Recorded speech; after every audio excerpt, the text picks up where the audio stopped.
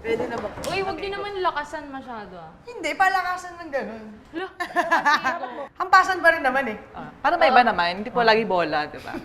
Actually, first time namin ito magsama. Ito kasi naging teammate ko na ito. Nagkasawa na nga ako sa kanya eh. Uy! O, game na ah! Pabilisan to ng kamay. Okay, go. Hala, parang talo ako dito. Ito lagi na nanalo eh. Di ba? 1, 1, 2, 3, pass! Hala! 1, 2, 3, pass!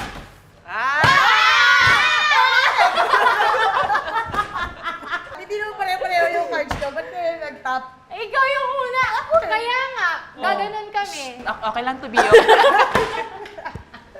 Ang ano no, dapat may net tayo dito ngayon. First time namin na walang net. Na mag-meet. Tsaka ate, hindi ko in-stare down si Carlo. Kaya kasi kapag MVP to eh. Hoy, Excuse me, nagaganunan kayo. MVP tayong lahat dito. Iba yun. Kaya tayo nandito dahil MVP sige, tayo. sige, lahat. Wait lang, speaking of MVP, ano yung mga pinaka-memorable na season? Tsaka bakit? Yung sa Bali Pure ako. Coach Roger. Champion. Eto wala ka naman!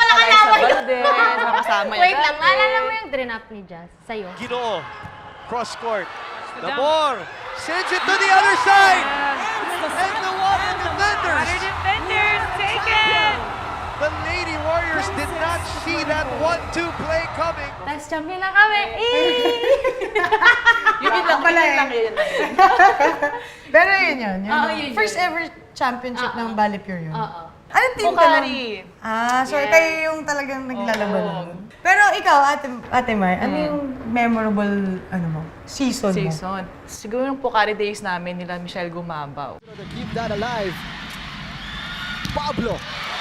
Siguro tatlong championship kami. 2016, 17, 18. Ganun talaga pag-buo yung team namin. Ako, ang favorite ko na pinaka-memorable sa akin talaga, yung season after ng Ilocos. Di ba? Ilocos, talo kami sa Cherry. Kasi di ba, medyo nagkalat ako nung Ilocos yung Cherry. Fifth set na, di ba? Tapos, hindi ko alam. Coach na eh, ba't di mo ako nilabas doon? Nagkakalat na ako. Tapos the next season, They got a good look of the opposition. Thoughts, you do not give her back-to-back opportunities like that. yun yung champion, tapos MVP. So parang, yun yung parang redeem ko yun. Isa muna tayo. Oh, sige. Game. 1, 2, 3, pass!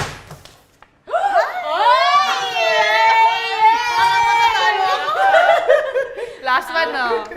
Wait lang, may tatanong ako. Yung sa samahan nyo, sa Creamline, kasi parang super solid na nila, no? Ilang taon ka na dun? I think it's my fourth year. Fourth year Diba? na. Kasi pag ganun, pag Fourth nag-stay ka sa isang lugar, ibig sabihin healthy and...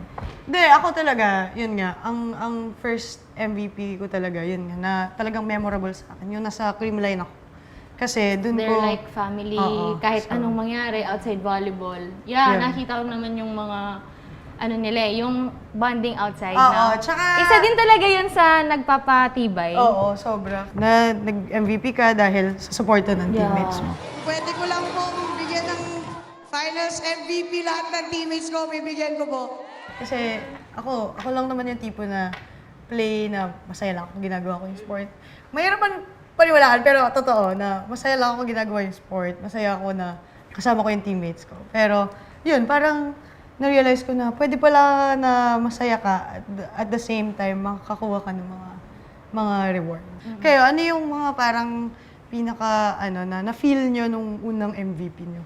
Kailan natin? First MVP ko, 2015. Actually, nung NU pala. Kay Coach Roger. Kaya I'm really happy na isa sa mga naging coach ko si Coach Roger sa NU. Yung MVP na yung painalay mo sa family mo and sa NU community. Yeah. Diba? Tsaka masarap yung champion ka tapos MVP, di ba? Oo. Iba talaga yung feeling. Ako, gusto ko lang champion. O, pinaka-memorable ko is yung pinaka-last playing year ko. Kasi nga, parang tinanong ako ni Ate Gretchen kung ano yung isa sa goal ko na pinaka-gusto ko munang matupad aside from playing, mag-graduate. Sabi ko, makita yung mom ko. Sinurprise ako. Ay, oo. Di ba? Tapos ayun yung naalala ko yun. Giyak-giyak. Oo. Ganon. Grabe. Oo. Tapos, ayun na. Yun yung isa sa pinaka-gusto ko talaga. Kasi, nung una ko kasing naglaro sa semi-pro, parang yun yung first na nag-POG ako. Sabi ko, hi ma, kung nasan ka. Ah, grabe ito nung college siya kasi parang siya yung alay sa Valdez Valdez ng Grabe naman. Di ba? Hindi, malayo. Paano Humble jump lang, serve? humble. Paano jump serve? Magpaturo ka dito, oh. Totoo naman yun, na nadala ka dun sa spot na yun, sa position na yun. Dahil tinulungan ka ng mga tao nakapaligid sa'yo. Oo. Oh, 1, 2, 3, pass!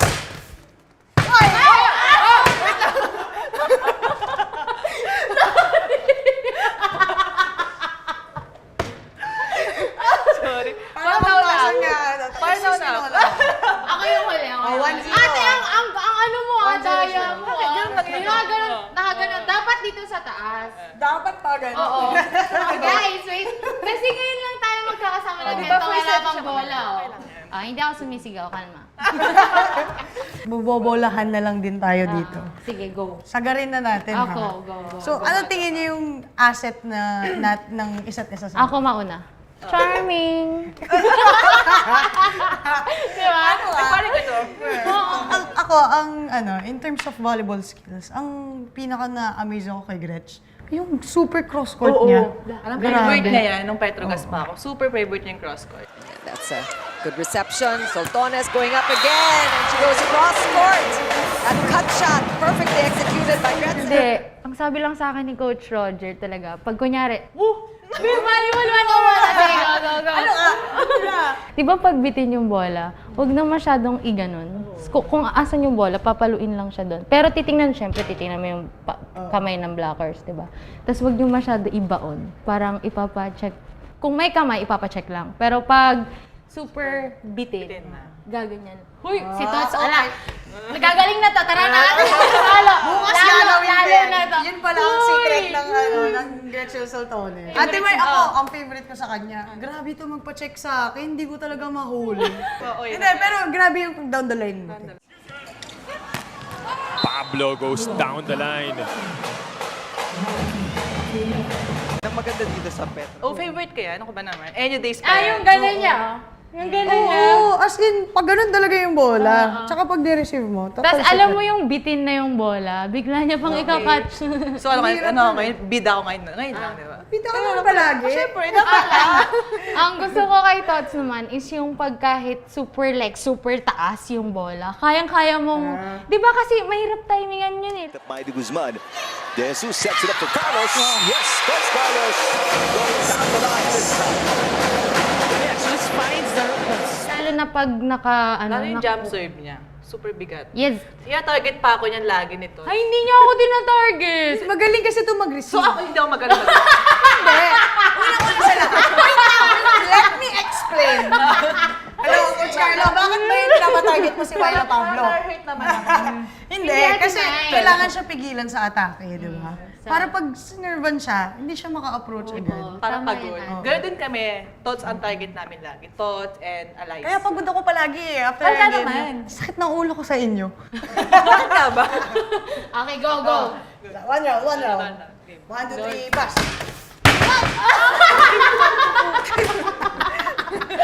Come on, where are your MVP skills? Oh my God.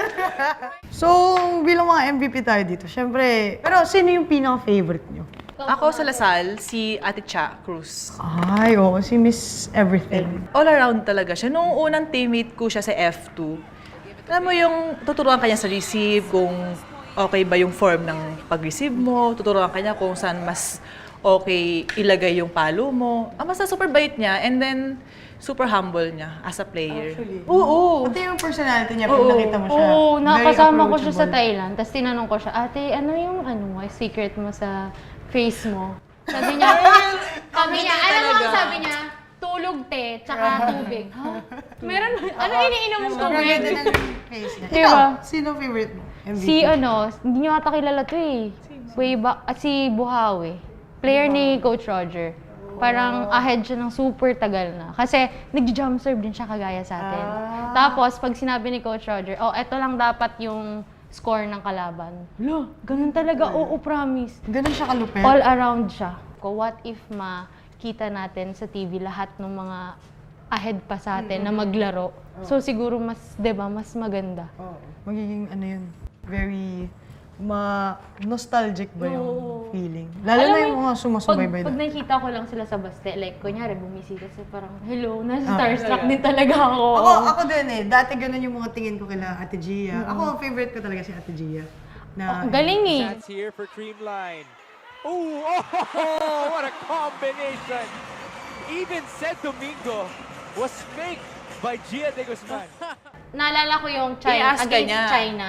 Kung ano yung gusto Sabi mong niya, set. anong gusto mo? Anong gusto mong set? Ba't di ka makapalo? Tapos sasabihin. Tapos pag kunyari, nadadown ka, talagang nilift up ka niya. naging ano rin kasi yan sa Ate Gia. Sobrang laki ng tulong sa growth ko Hindi as lang a siya sa individual. volleyball. Pati sa outside. Kasi naging teammate ko siya. Pag Gia, kailangan ko ng advice, nagsasabi din talaga siya. Wala. Okay, go. 1, 2, 3, pass! Ang tagal! Kaya nga eh, papangit ng baraha ko eh. 1, 2, 3, pass! Wala pa! Tapos ka na! Bakit ka nag-top? Eh, Ay, tawag tapos ako na. na. Ala, bakit ang pangit na?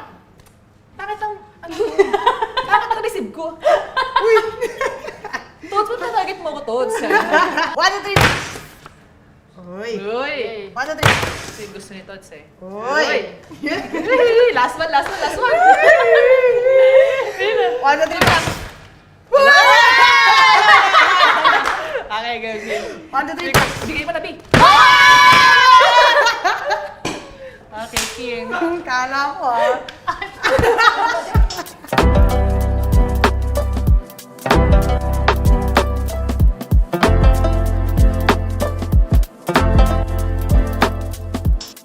Yan na! Let's play Jenga! Bawal pasmado dito Yung bibig lang. Uy! Sige, ako na magsisimula. Ayan. Ang lalim naman. Since, di ba, meron na tayong mga MVP ganyan. Was there a time na feeling mo hindi mo na-meet yung expectations ng mga tao sa'yo? Many times.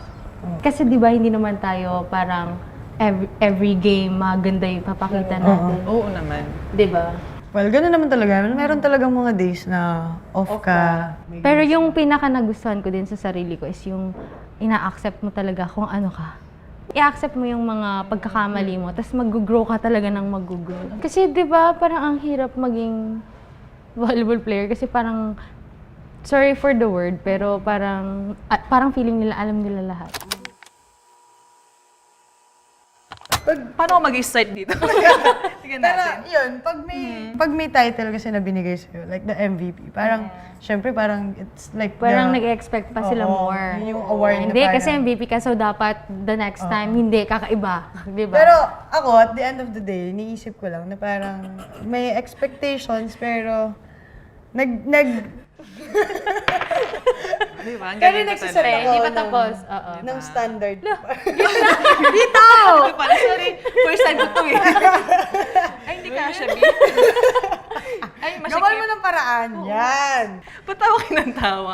Ako, ang ginagawa ko lang, syempre, lalo na, di ba, parang may time na back-to-back MVPs na sa liga. So, parang mas tumaas pa lalo, di ba? oo. Pero ako naman, nagpo-focus ako dun sa ano pang mas kaya ko. Kasi meron pa akong mga gustong gawin beyond that. Like, kailangan din malaman ng mga tao na nanonood na... Hindi ka perfect. Oo. Ikaw, ano yung... Kasi naririnig ko Wait, puro... huwag mo ko istorbohin ka. Sige, ako muna kausapin mo. Sige. Bala ka nga. Wait lang wait lang. Ano yung favorite mo na sinabi sa'yo na coach na hanggang ngayon pinangahawakan mo na talagang sabi, naalala ko dati, pag mga down ka na, ganyan. Tapos, naalala mo yung sinabi ng coach mo na yun. Nag-uusap lang kami Nung dito. game natin ng Creamline, parang sabi sa akin ni coach na parang, bakit daw hindi ako makapalo ng maayos? Sa inyo ata yun. Sabi ni coach ko na parang, kaya mo yan, nagtiwala ako sa'yo. Ang galing-galing mong player eh. Sobrang importante na mga ganun. Kasi, lalo na pag nahihirapan ka, tapos coach mo yung baback up sa'yo, di ba? Yun yung maganda. Ikaw Guys, naman, tingnan mo ako. ikaw naman, bilang napaka-competitive mo, pinapawisan ka na dito.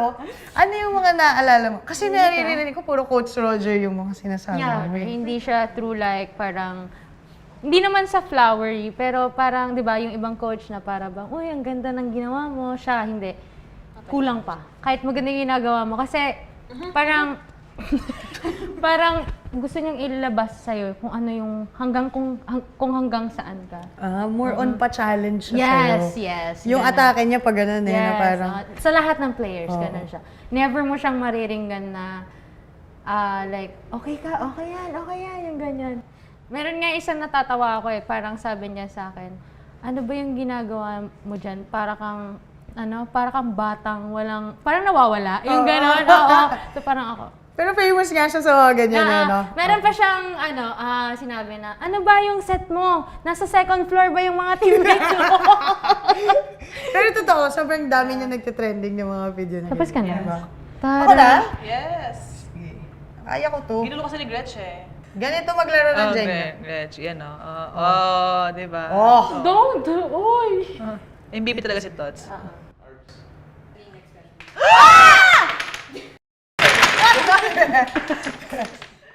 Pero eto, so, di ba nga, we're playing every day, we're training every day. Siyempre, hindi natin may iwasan yung mga injuries, di ba? Lahat naman ng player natatakot maging ma-injury. Pero kasi darating at darating sa atin yan. So, the best answer is how you parang bounce back. Di ba? Naalala nyo na Oo, injury? grabe, ang tagal nun, no? Yung alala mo yung 3 months, ay, matagal din yun, hindi lang 3 months. 1 year ago, na-injury ako, strained MCL during All-Filipino Conference. Second game or first game natin. Earlier, it was Myla Pablo suffering from cramps. This time, on their most consistent player. And I did pose the question if fatigue will come into play here. Ito pa, championship game. Heist.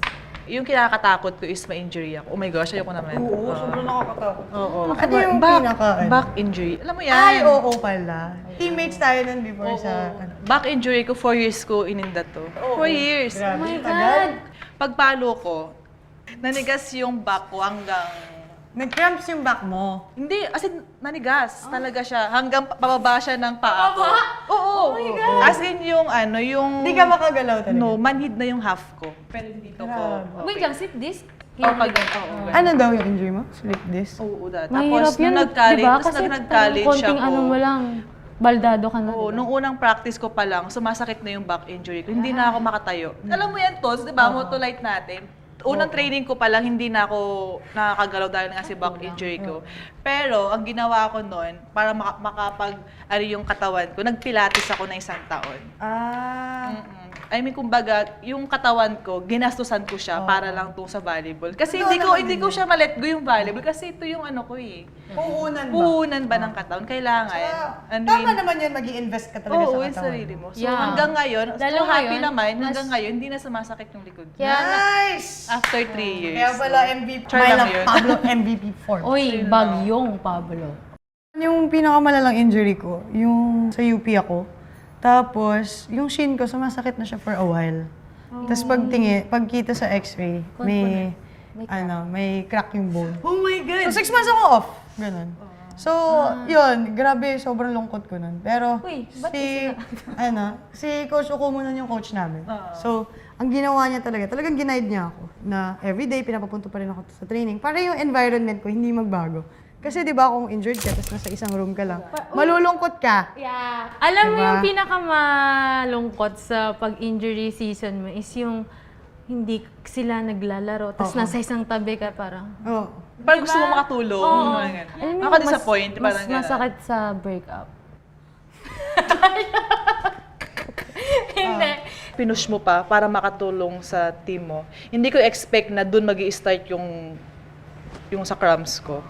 So, parang going to the... Wala! Sabi ko, bawal 1-0. pasmado eh. Ayan. Ginig-ginig ka pa, ha? Gumagana na ako. Grabe, ang dami pa nun. Sorry na. Ano ba naman yan, Tots? Uy, hindi ako.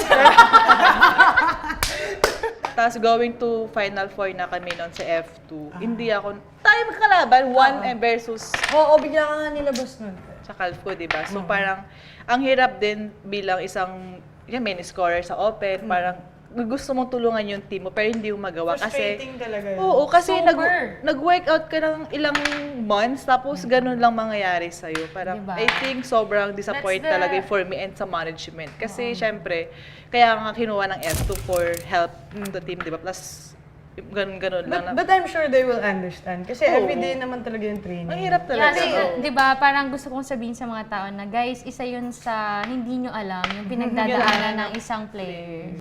So, you have to respect every player talaga.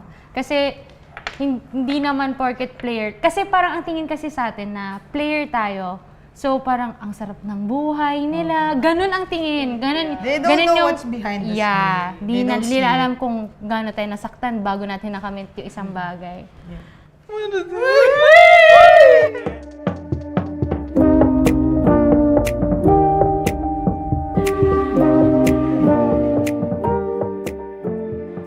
Okay, since kanina, medyo chill lang tayo. Naglaro tayong Jenga, 1 to 3 pass. Ngayon, medyo malalim naman. Let's dig deeper, di ba? Meron ba kayong mga red flags and green flags as an athlete? Siguro ako, sa green flag ko is matulungin talaga ako, kahit as an athlete or as a person. Wow. Yeah. Matulungin? Virgo things. Tapos, Same, girl. Virgo things.